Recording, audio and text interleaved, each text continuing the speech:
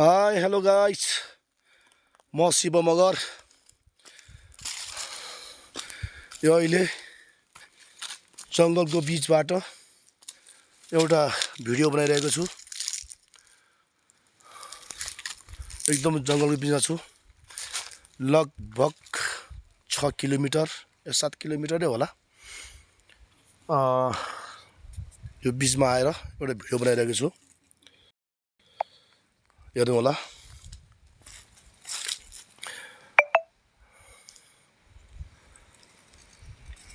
त्यहाँ अलिअलि जस्ता घर देखेको त्यो ठाउँ न्यार गाउँ भन्छ। हामी वरपारि भन्दा नि अलिकति टाढाको दुरीमा छौँ,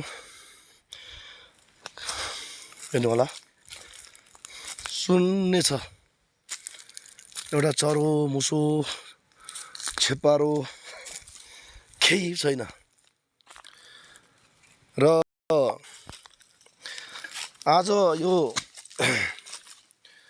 जङ्गलको बिचमा आएर झन्डै लगभग 7 किलोमिटरै होला आएर यो भिडियो बनाउनुको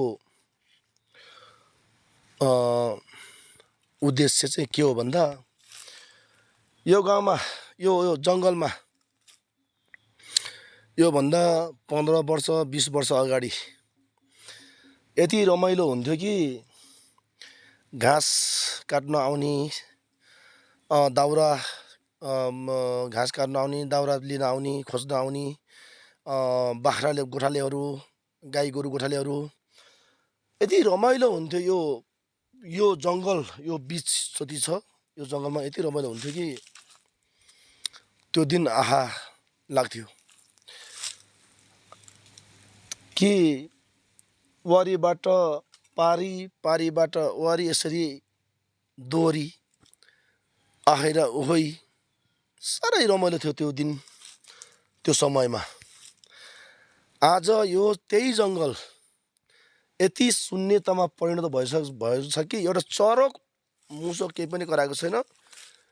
मैले बोलेको पनि एउटा ब्याकसाइड आवाज आइरहेको छ।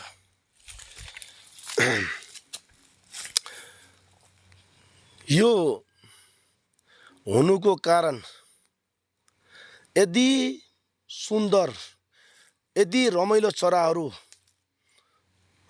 काली चुरु हुन्थ्यो। अहिले त एउटा केही पनि छैन, यो जङ्गलमा केही पनि छैन। मलाई लाग्छ जनावरहरू पनि छैन जस्तो लाग्छ, यति शून्य छ, केही छैन। यो हुनुको कारण, मुख्य कारण तपाईको या मेरो या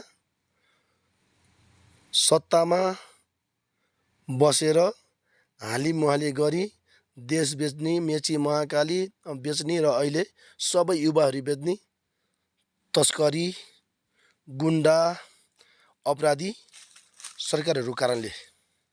यो तपाईँहरूले कमेन्टमा लेखिदिनु होला भन्न चाहन्छु। र अर्को कुरो, हामीले यो जङ्गलमा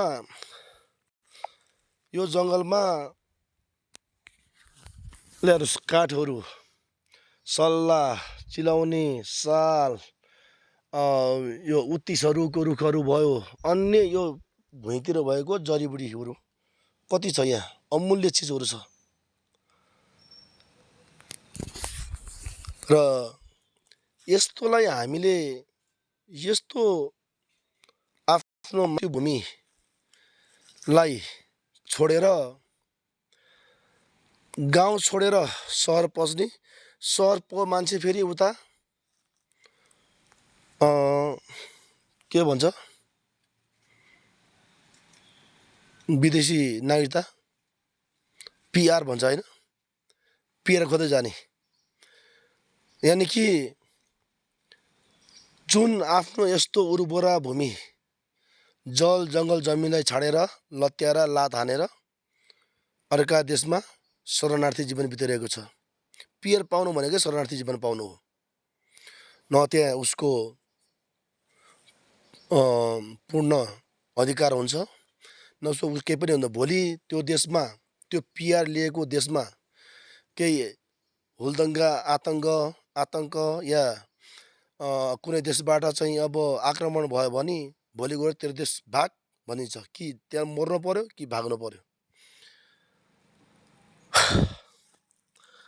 साह्रो दुःख लाग्छ र आफ्नो यस्तो भूमिलाई छोडेर आफ्नो देश आफ्नो मातृभूमिलाई छोडेर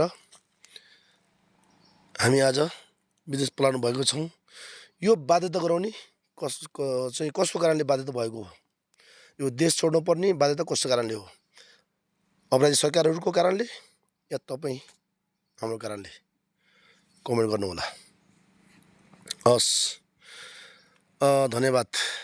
फेरि म अर्को भिडियो लिएर आउने छु, जङ्गलको डाँडा पाखा भिर पोखराको। हस्, धन्यवाद। जय माटो, जय देश।